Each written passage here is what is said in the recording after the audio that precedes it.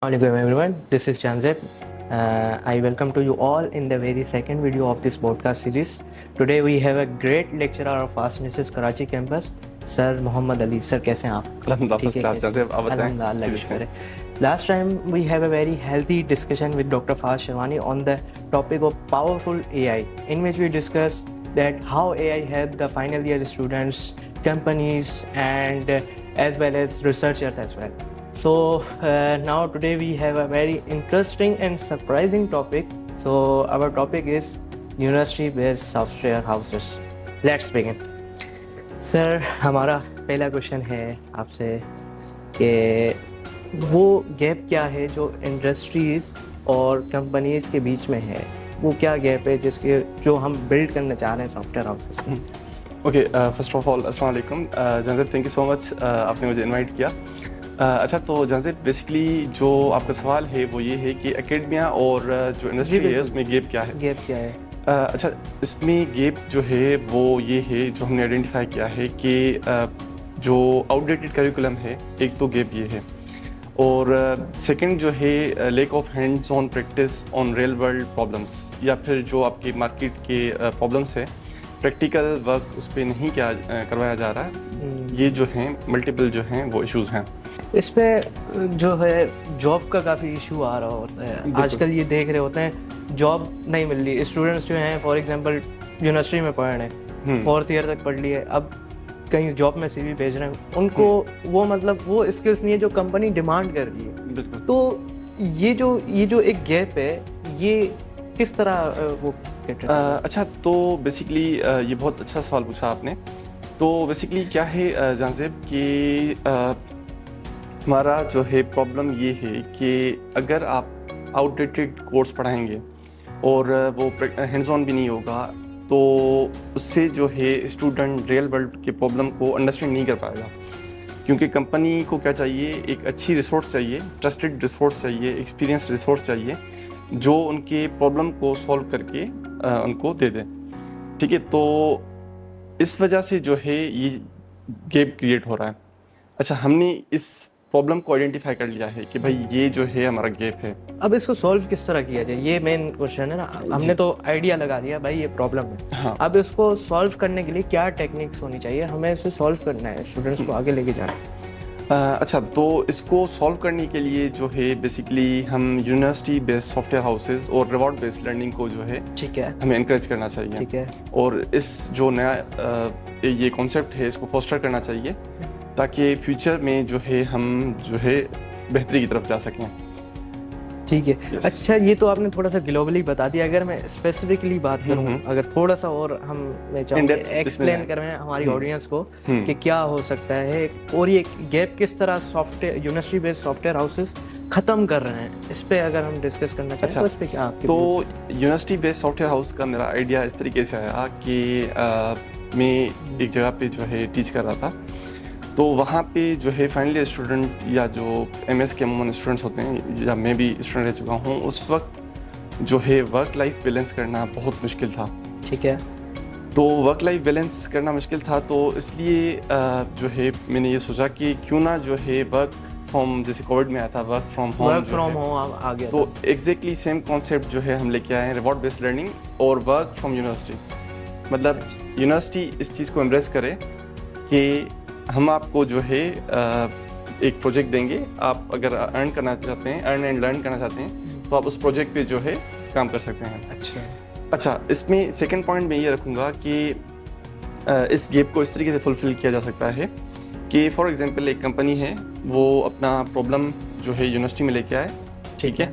और यूनिवर्सिटी में लेके आने के बाद वो फैकल्टी से डिस्कस कर ले जो भी उसकी प्रैक्टिकबिलिटी है और फिजिबिलिटी वगैरह सारी चीज़ें हैं, जो भी फाइनेंस के हैं इश्यूज़, वो सारे डिस्कस कर ले. उसके बाद वो स्टूडेंट्स को जो है with in the supervision of faculty, ठीक है, सुपरविजन ऑफ फैकल्टी, मतलब जो है उनको वो प्रोजेक्ट दिया जाए. और उस प्रोजेक्ट को देने के बाद स्टूडेंट से जो है ये चीज़ें जो है मतलब वो प्रॉब्लम सॉल्व कराया जाए. हमारे स्टूडेंट्स बहुत ज़्यादा जो है अच्छा creative परफॉर्म हैं करते हैं, और क्रिएटिव innovative हैं, हैं। इनोवेटिव हैं। सही है। यानी आपने एक तरह का बता दिया कि ये एक फ़ायदा है स्टूडेंट्स बिल्कुल। के लिए ना कि वो जो है एक्सपीरियंस हासिल कर जी। सकते हैं। लेकिन मैं इसमें एक और चीज़ ऐड करना चाहूँगा जो मुझे आइडिया आ रहा था, लाइक इन केस अगर कंपनीज फंडेड प्रोजेक्ट्स हमें दें और स्टूडेंट उस प्रोजेक्ट को कर लेते हैं, सही है ना, 2-3 मंथ्स के बाद वो फैकल्टी के अंदर काम करें, देन उसके बाद कर लेते हैं, तो वो जो है अपनी स्टडीज़ को भी वो फंड से बैलेंस कर सकते हैं इजीली, स्कॉलरशिप्स बन सकती हैं ये। अच्छा, स्टडी को भी फंड कर सकते हैं और उनको सरप्लस अमाउंट जो होगा, हाँ, ठीक है, क्योंकि यहाँ पे ये चीज़ आ जाएगी। इसको हम 3 चीज़ों में डिवाइड करते हैं। अब लाइक हम ये करते हैं कि भाई स्टूडेंट का क्या फ़ायदा होगा, कंपनी का क्या फ़ायदा होगा, और इंस्टीट्यूट का या फिर स्कूल का या यूनिवर्सिटी का क्या फ़ायदा होगा। ठीक है, तो पहले हम जो है कंपनी में आते हैं। फॉर एग्जांपल एक कंपनी है ABC, उसने जो है कोई भी प्रॉब्लम वो लेके आए हमारे पास, तो जो हम जो है उनको, जो हमारे स्टूडेंट्स हैं, वो रीजनेबल कॉस्ट पे जो है उसको सॉल्व करके विद इन स्पेसिफाइड टाइमलाइन जो है वो दे देंगे। अच्छा, अब जो है सेकंड जो है कंपनीज को इलेक्ट्रिसिटी और जो अदर कॉस्ट हैं वो उससे बच जाएगी, उनको स्पेस नहीं चाहिए, क्योंकि यहाँ पे वर्क फ्रॉम यूनिवर्सिटी का कॉन्सेप्ट आ जाएगा, तो उनको स्पेस नहीं चाहिए कंपनी को, तो स्पेस हम जो है यूनिवर्सिटी का ही यूटिलाइज कर लेंगे। अच्छा, और इसके अलावा जो है वो उनकी इलेक्ट्रिसिटी का, जैसे मैंने आपको बताया कि बिल बच जाएगा उनका, और ट्रांसपोर्टेशन का और जो अदर एक्सपेंसेस होंगे वहाँ पे वो बच जाएंगे। अच्छा, सही है, दूसरा ये हो गया कंपनी के लिए एडवांटेज। थर्ड जो है एडवांटेज कंपनी को ये होगा कि अगर एक कंपनी है, फॉर एग्जांपल उसके पास कोई प्रोजेक्ट आ रहा है और उनके परमानेंट 20-25 एम्प्लॉयज़ हैं, तो आपको उस कंपनी को मंथली जो है पे करना है। अगर फॉर एग्जांपल वो प्रोजेक्ट ख़त्म भी हो जाता है, ठीक है, और उस कंपनी के पास दूसरा कोई प्रोजेक्ट नहीं आता, ठीक है, उसको स्टिल मतलब क्योंकि वो परमानेंट एम्प्लॉय है, उसको सस्टेन करना है, वहाँ पे सस्टेन करवाना है उस एम्प्लॉय को, तो दे हैव टू पे। ठीक है, यूनिवर्सिटी क्यों करेगी इसमें? यूनिवर्सिटी क्यों करेगी, इस पे मैं नेक्स्ट पॉइंट पे आता हूँ। ठीक है। अच्छा देखिए, यूनिवर्सिटी जो है वो क्यों करेगी, बेसिकली ये है जहाँ से कि यूनिवर्सिटी जो है कॉन्ट्रैक्ट बेस्ड प्रोजेक्ट लगी, टास्क बेस्ड प्रोजेक्ट। सही है। टास्क बेस्ड प्रोजेक्ट से मुराद क्या है हमारी, कि भाई आप जितना काम देंगे उतना ही जो है टास्क स्टूडेंट को दिया जाएगा, ठीक है, based on that task, based on difficulty level. ठीक है, उन स्टूडेंट को जो है रिवॉर्ड दिया जाएगा। ठीक है, और जो है उनका भी मतलब हैंड्स ऑन एक्सपीरियंस भी हो जाएगा। अब हम स्टूडेंट पे भी आ जाते हैं, उनका हैंड्स ऑन एक्सपीरियंस भी आ जाएगा। ठीक है, और उनको रिवॉर्ड भी मिल जाएगा, एक्सपीरियंस भी मिल जाएगा, क्योंकि जो है यहाँ से जाते हैं, हमारे पास 3 डिफरेंट किस्म के स्टूडेंट होते हैं हर एक यूनिवर्सिटी में।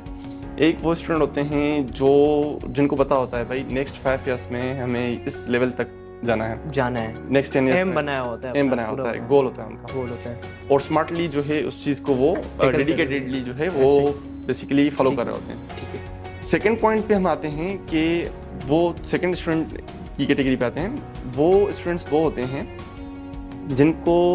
जिनके वालिदैन जो है उनके बिजनेसेस होते हैं, तो वो वहाँ पे जाके सेटल डाउन हो जाते हैं। यहाँ पे क्यों आते हैं, मतलब किसी भी यूनिवर्सिटी में क्यों जाते हैं, सिर्फ नेटवर्क बनाने के लिए, और जैसे वो उठना बैठना और डिफरेंट जो भी दुनिया के रूल्स रेगुलेशंस हैं, ठीक है, वो समझ ले, और एक अच्छे इंसान बन के जो है अपने बिजनेस को जो है वो जाके वो कर ले। अच्छा, इसमें मेरा एक शॉर्ट सवाल था, मैं आपकी बात काट रहा हूँ। यूनिवर्सिटी में कितने स्टूडेंट्स हैं? 4000 स्टूडेंट्स हैं। जी, ठीक है, और अगर कंपनी में सपोज किया जाए तो उसमें कितने हो सकते हैं मैक्सिमम?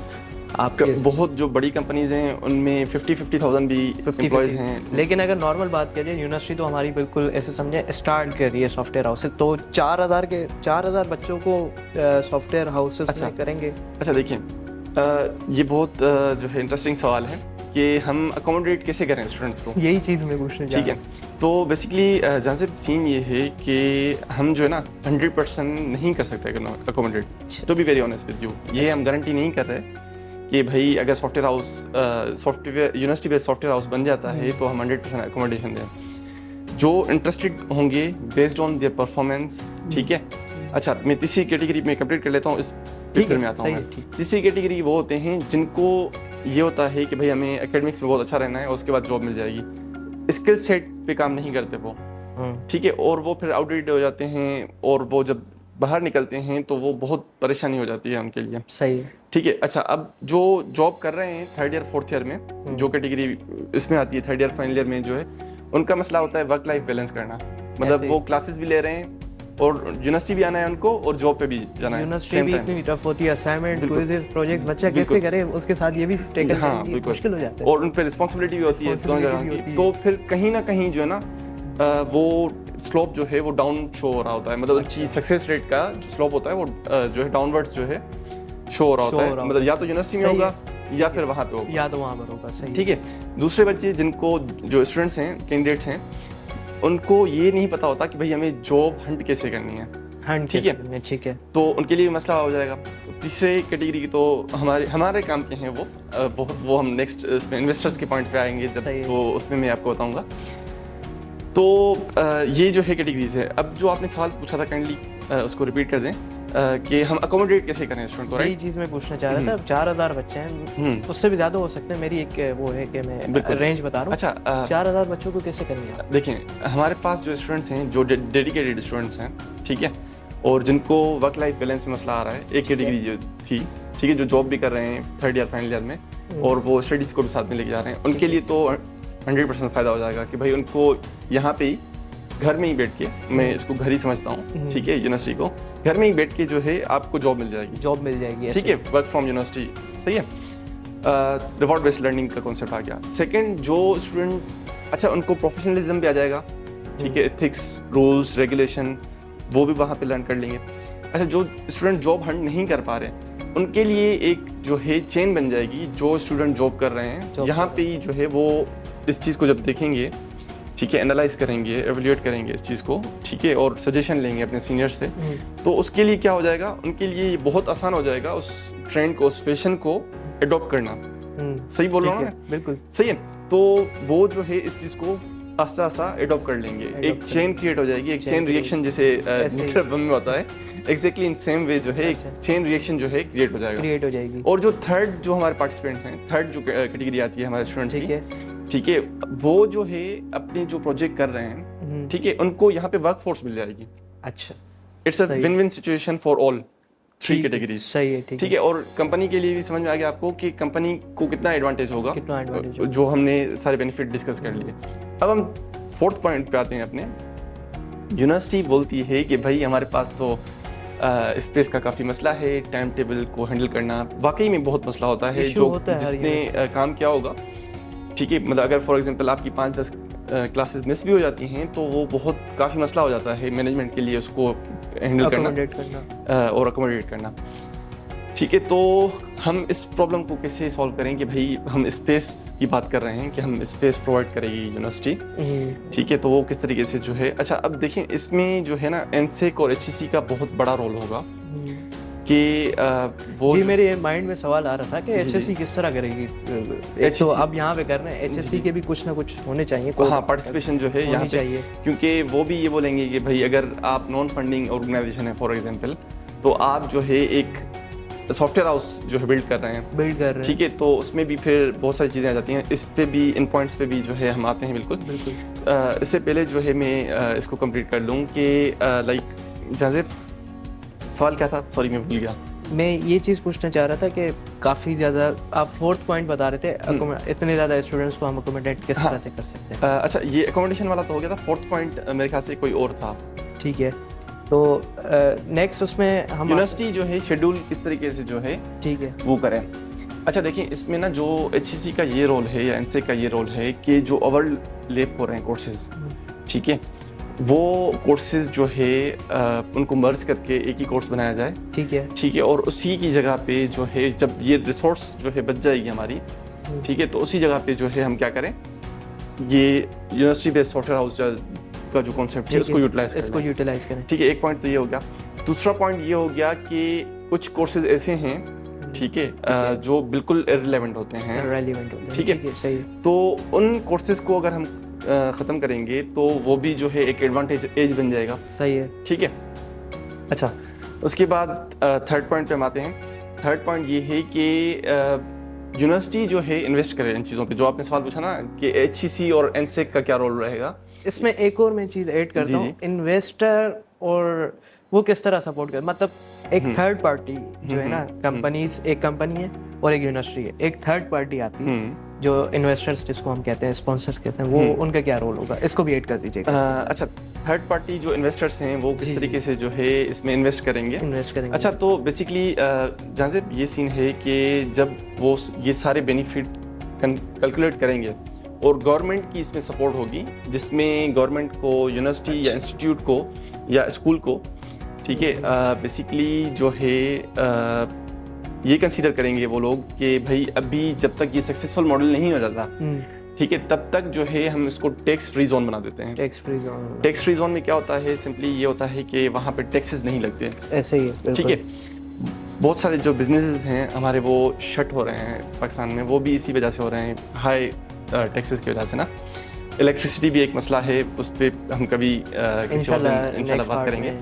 पर इस वक्त जो है वो सबसे बड़ा मसला ये भी है टैक्स का ना, तो यूनिवर्सिटीज़ को फ्री जोन बनाए, टैक्स फ्री जोन बनाए, या फिर जब वो सक्सेसफुल बन जाएं तो उसको लो टैक्स जो है उनसे जो है ली जाए, ताकि जो है, क्योंकि at the end of the day आप ये देखें कि इसमें कंट्री की इकोनॉमिक ग्रोथ हो रही है, ठीक है। अगर ये आइडिया सक्सेसफुल हो जाता है, at the end of the day हमारी कंट्री की इकोनॉमिक ग्रोथ होगी, हमारी यंग जनरेशन को जॉब मिल जाएगी, जो गवर्नमेंट के साथ मसला चल रहा है। मतलब यही हम लोग रिक्वेस्ट कर रहे हैं गवर्नमेंट से कि इन चीज़ों पे फोकस किया जाए, और ताकि यंग जनरेशन और हमारी इकोनॉमिक स्ट्रॉन्ग हो सके।